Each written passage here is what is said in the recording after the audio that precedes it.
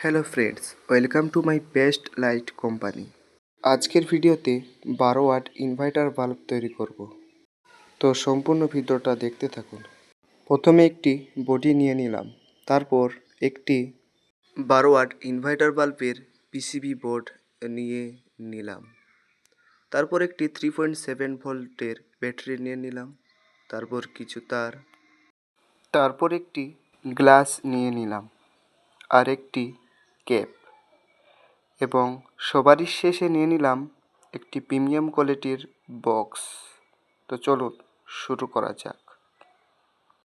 তো প্রথমে তার দুটো পিসিবি বোর্ডের পেছন দিকে কানেক্ট করে তারপর তার দুটোকে বডির মধ্যে প্রবেশ করাতে হবে।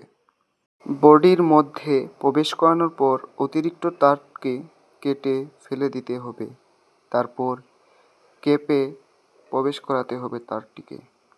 এবার আমরা কেপটিকে ভালোভাবে সোল্ডারিং করে নেব।